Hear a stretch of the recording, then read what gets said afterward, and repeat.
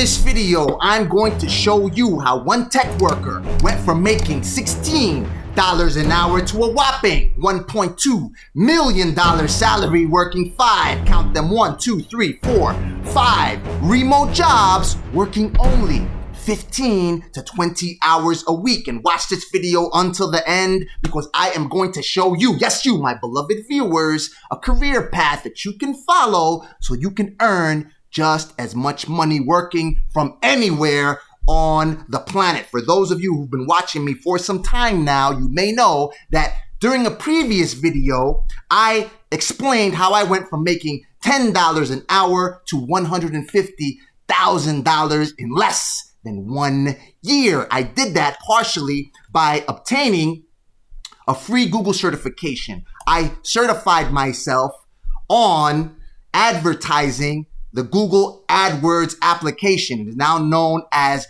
Google Ads, which allows me to take a business and advertise it on Google when queried for targeted keywords. So, for instance, if an organization has the service of chartering private jets, then I would bid on the keyword private jet charter or whatever other keyword that generically describes that business's service, and I would pay a certain amount of money determined by an auction that Google holds every single time that someone is querying a particular keyword. And if I won the bid, then I would appear at the top of the results, or close enough to the top, or on another place on the page, or any of the pages on the Google search results where someone would click it. That person would leave their contact information and thus potentially become a customer. So you work through numbers, you see what is the search volume. I got all that through a free Google certification, to which I link you on our spreadsheet, where you can find links to information resources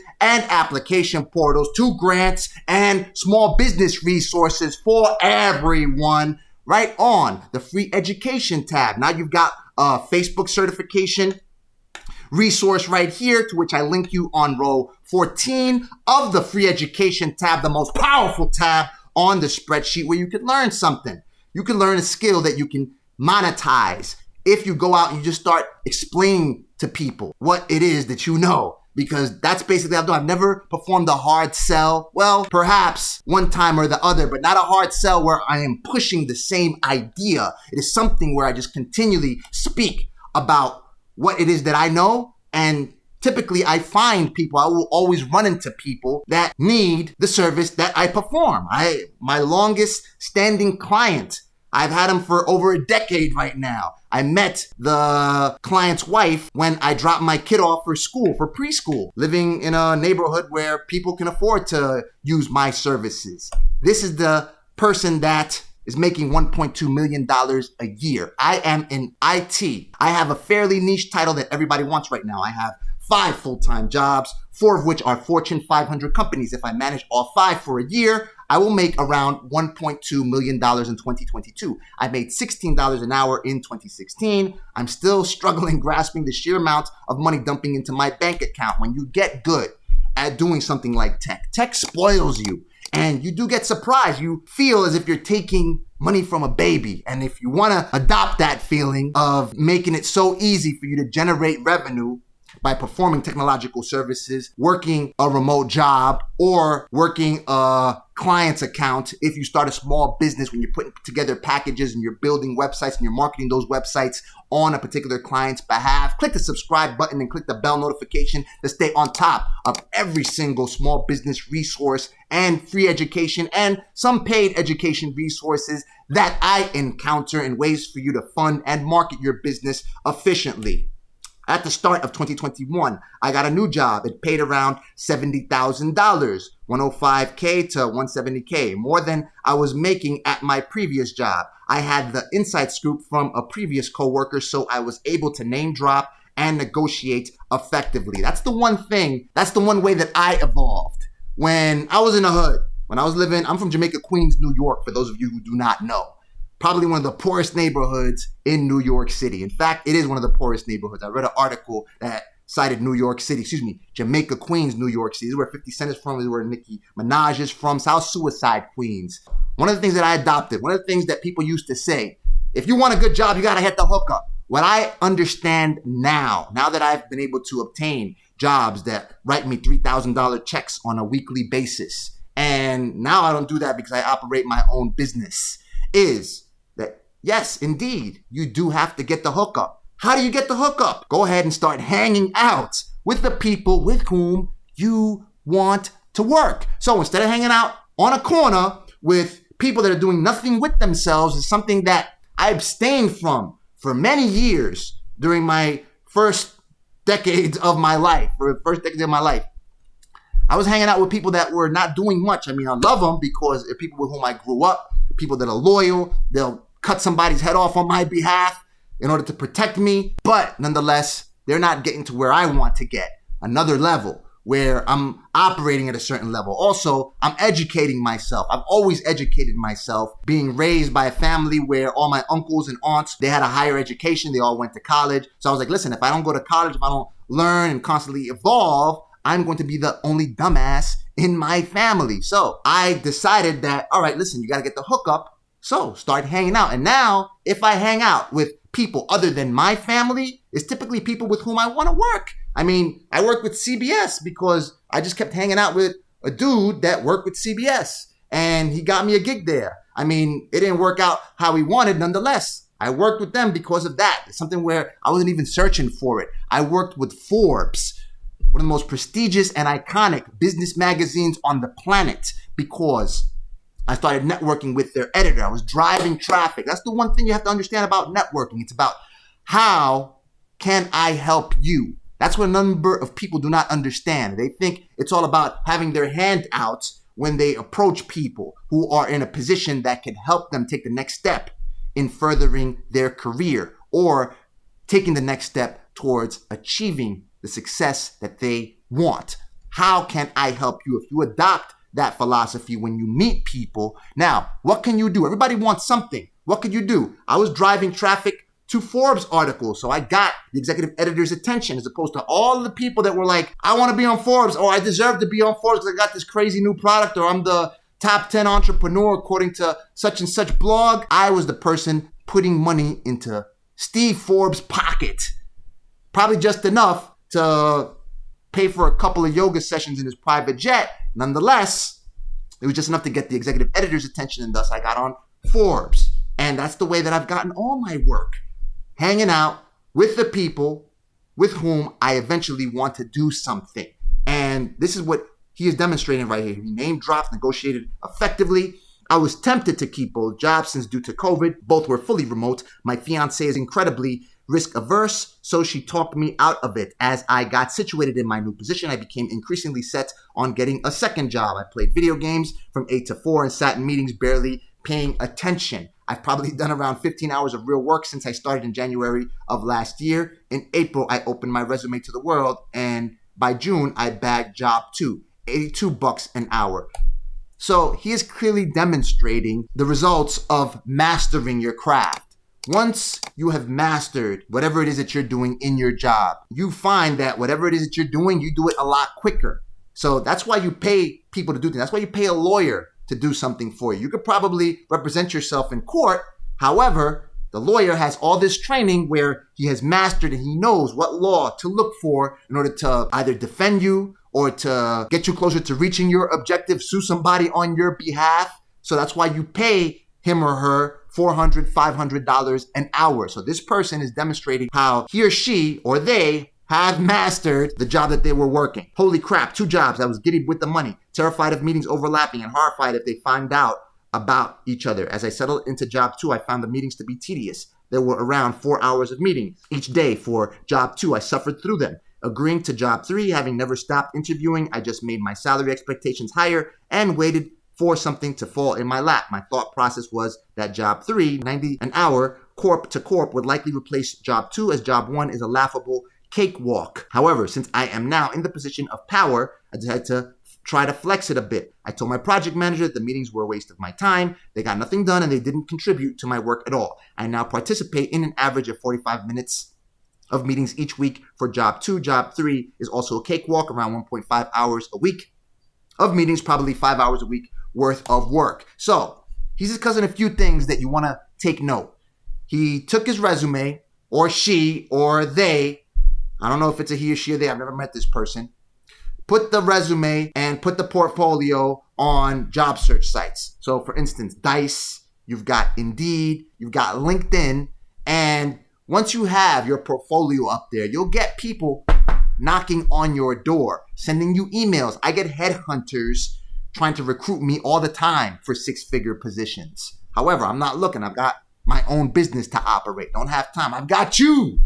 I love to be around you. Anyway, one of the key things of staying in business and having a job, holding these 5 jobs, is operating a business, because you are marketing. As soon as you are in this world and you have to fend for yourself, you're 18, you're not depending on anybody anymore, you operate a business in some sort or fashion.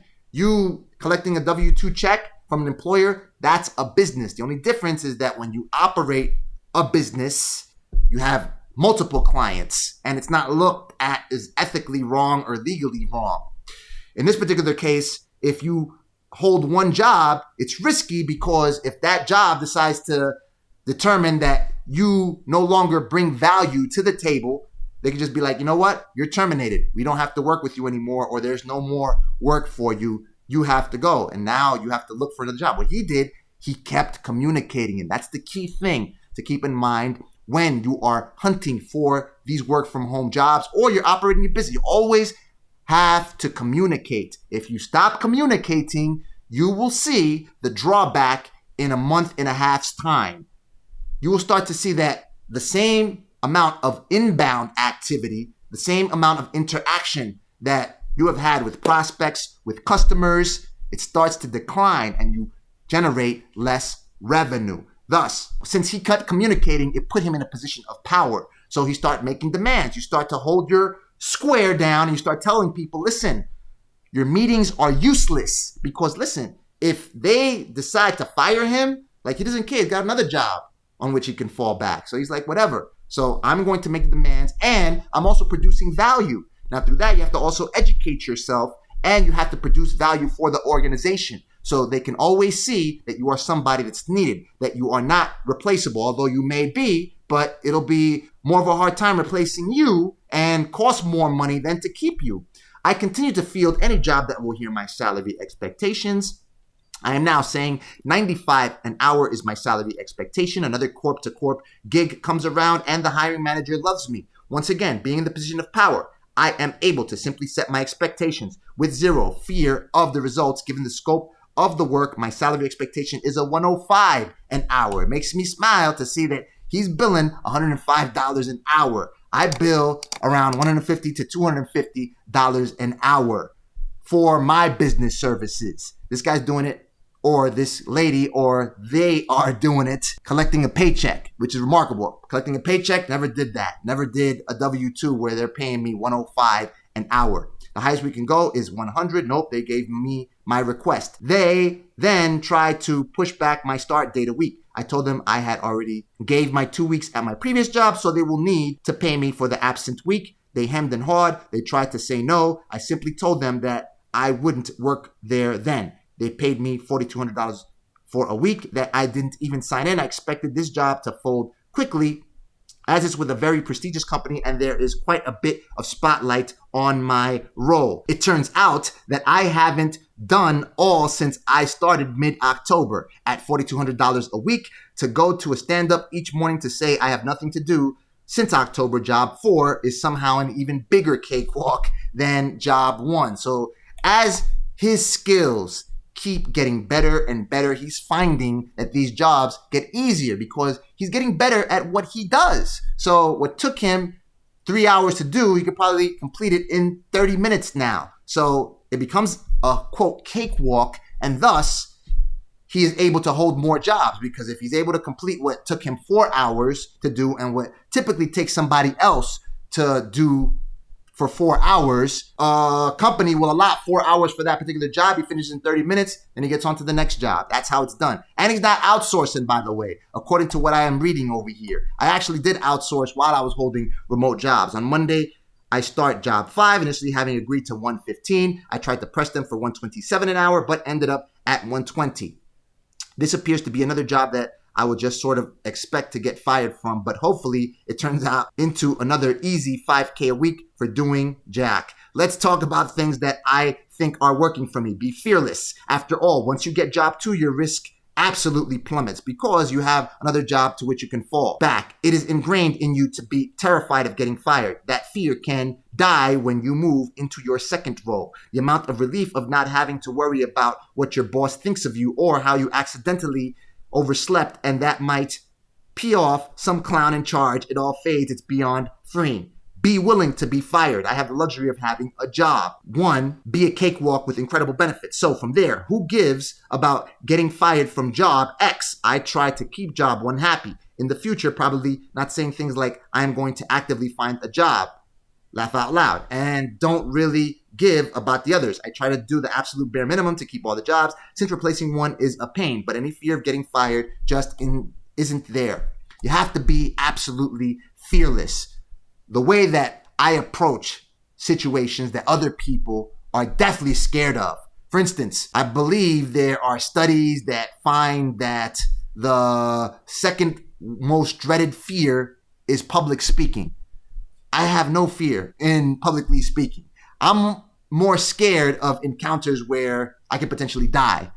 I grew up around those types of encounters. If you've been watching any of my previous videos, you may know that I told you that somebody actually almost shot me for saying hi to his girl back in Jamaica, Queens, right? So those are the type of encounters that, of course, you're fearful of. You don't want to die. Everyone can say, oh, I'm ready to die, whatever.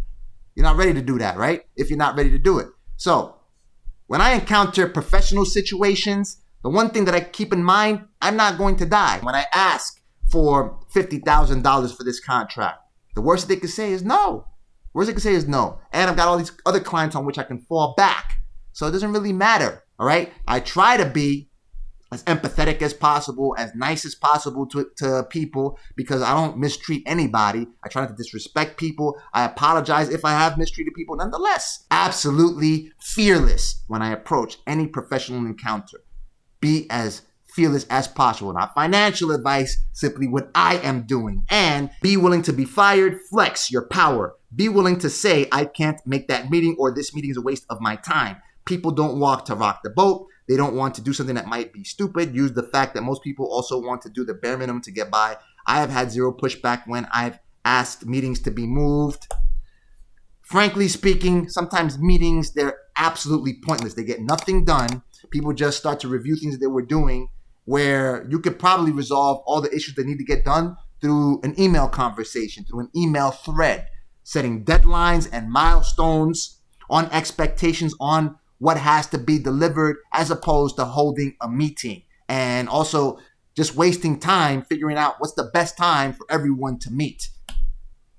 Just say, I can't make it. I have gotten zero pushback on this. Use your power position in not needing to listen about the job that is offering that paltry $65 an hour. Recruiters have a range. Demand that range. If it doesn't fit 10 to 15 bucks an hour more than your current job, tell them no. I eagerly accepted a role of $82 an hour 6 months ago. Christmas Eve, I accepted a position for nearly 50% more than that. Flex your power. Job 2 takes the power out of your employer's hands and plants it firmly in your own. Use it to climb, grow, and make your life what you want. Absolutely. Negotiate what you want. Ask for the budget range that a company is willing to offer. There are some people that say that the person who communicates the number that they want first is the person that loses. So in this particular case, this person is saying that to request the budget that the company has for that particular position and only accept it if it is 15 or 10 bucks an hour more than your current job. Otherwise, simply debt it. I have paid off all my debt already, bought a second house, and will have enough money to completely revamp both houses by the end of February and plan on snowbirding, maybe snowboarding, from Florida to West Virginia for the foreseeable future at the ripe age of 35. Since this is all debt-free, maybe I will cut down to 2 jobs. Maybe I will just dump money into retirement. Starting your own S-Corp is powerful, guys. Talk to a CPA. And by the way, if you want to start an S-Corp, It's beautiful, not financial advice, simply what I am doing so you could save on self-employment taxes. There are also other benefits to operating your business through an S-Corp organization. And I've got the resources. I work with lawyers that actually file those papers on small business owners' behalves. Maybe I don't really give because the world, for the first time in my life, is my oyster. And that is exactly how you feel once you start operating in the technological realm. Once you become digital, once you start pumping Ethernet cable in your veins. That's how I felt after I was working a help desk job, taking 60 calls on a daily basis, over 100 calls when I would work 12-hour shifts, because you know things. You understand concepts that major corporations need in order to market and to further develop their online presences that you know. However, C-suite executives at the highest level in the biggest organizations on the planet don't know the stuff that you know about. That said, how do you obtain that knowledge? Again, you go back to our spreadsheet where I have listed links to information, resources, and application portals, to grants for everyone, and small business resources and education resources, and resources for veterans, for disabled people, for students, practically everyone. Hit, first off, the free education tab, right? Here, you have all kinds of resources where you could learn how to, let me just pick one out the gate right here. This is how I made my bones after I got that Google certification on learning how to advertise businesses on Google. SEO, this is search engine optimization. This is how you configure a website so it could appear for queries of targeted keywords on the organic results section of those search engine results. So again, if you Google the keyword used tire near me, you appear in the natural, in the organic section. In other words, in the part for which you do not have to pay. You do that through search engine optimization by ensuring that you have content on your website. It's kind of like the way that I have certain videos. A number of you have found me by typing in the word free grants or free money or business loan or how to get a EIDL loan or whatever the case may be. A number of you have been watching me from the jump. That's search engine optimization on YouTube. However, search engine optimization on Google, it requires a different skill set, a different amount of work, a different type of work where you're developing content, you're writing content. Some of it may be video. You can take a video like this and embed it onto your website, and you have to have the keywords that people are using on that content. You have to have it included in a synonymous form, and you have to ensure that you are providing value while being relevant to that particular keyword. So you have that right here on row 7. Beer money on Reddit, entrepreneur subreddit, Hrefs. So wherever it is you want to develop your skills, your technological skills, we got it for you right here, absolutely for free. Now, if you go to the WFH, meaning work from home education, we have a couple of resources that are a bit more direct. These are not free. However, they are geared to get you ready, willing, and able to apply for these types of jobs. And look, this person did it with 5 jobs. You can land it. You may not even have to land 5 jobs. With 2 or 3 jobs, you're probably making 25% of what this guy's doing or what this girl or they are doing. And you're clocking $100,000, $200,000 on a yearly basis. If you do what a number of my peers are doing, what my friend with whom I attended boot camp when I was in the Navy, he is thinking of retiring, selling his home, and he's flying out to my family's country, Colombia, because the cost of living is so low. So he wants to get a tech job doing what's called DevOps, and the starting salary for these types of jobs is anywhere from $60,000, $70,000, and they practically all work remotely. So he can work anywhere on the planet. You're making $60,000, $70,000, you're living like a billionaire or a millionaire in Colombia. Let me not exaggerate. You got your private butler, you got a private cook, you got a private driver, you're living in the best neighborhoods at a fraction of a cost than what you could do that here. Probably at a 10th of a cost of what you could do that here. So, educative. Now, I am applying for an affiliate partnership with this organization. Don't have it as yet, so the link is just going to be the one that you see right here, the one to which I link you. But once I have that affiliate link, I'll go ahead and include that in the spreadsheet where I will get a cut. But I actually know that it is worth it. Look, you learn to code, grow your skills, and succeed in your tech interview. So they teach you how to code. They teach you how to program a computer, and then they prepare you for the technological interview, for the interview for a technological job for which you will become the ideal candidate if you work on this. And the beauty about tech is that you can start to build your own projects. You can build your own website, find a little success in promoting that website. Now you got a case study. Now you are among the elite few that has a portfolio, that they can show off to a potential employer and say, this is what I did, the amount of revenue that I generate. How can I do that for you? You can start to build your own stuff, your own services, your own products. And if you show success building your own stuff, once you operate with an employer that has way more resources than you do, they know that you are going to be successful in the role. And you start to put together a portfolio, even if you don't work, or you can just start working for somebody for free. I did it for a long time. When I was sending traffic to Forbes, before I got one paycheck from them, I was driving hundreds of thousands of unique visitors to their platform. Every single eyeball that stays on their website, viewing their content, that's money for them, right? Then I got a $2,000 check for the first article that I wrote on their behalf, right? Then you also have ACI Learning IT Pro.